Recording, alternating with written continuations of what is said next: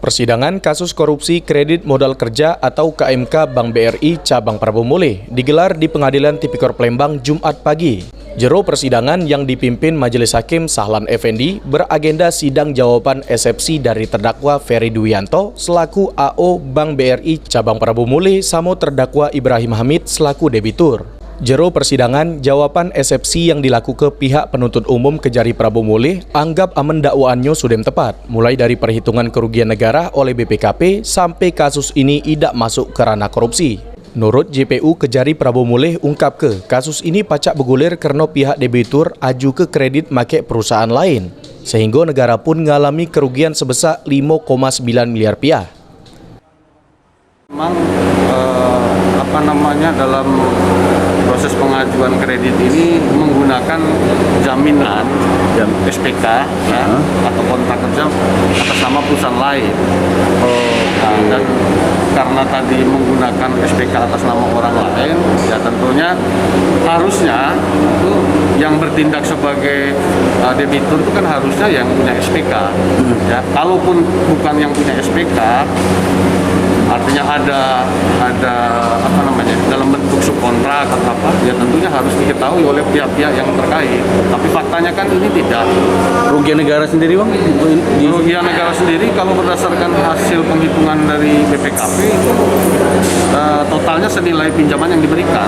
Artinya dianggap pinjaman itu tidak layak senilai 5,9 miliar. Lain lagi yang disampaikan oleh kuasa hukum dari kedua terdakwa, di mana anggap dakwaan JPU muat-muat baik. Karena berdasar ke hitungan BPKP di dakwaan JPU, ada kata-kata dapat atau berpotensi kerugian negara. Bahwasannya JPU masih menilai dakwaan mereka itu sudah tepat. Tapi kalau kami dari kuasa hukum Ferry itu menganggap masih tetap mengada-ada apa yang disampaikan oleh jaksa. Lebih-lebih kami kan fokus pada soal tidak dapatnya menguraikan di dalam dakwaannya itu soal kalimat dapat itu kan sudah dihapuskan di MK kan. Artinya itu yang menyangkut soal potensi kerugian negara. Jadi di MK itu sudah diputuskan bahwasannya kerugian negara itu harus nyata.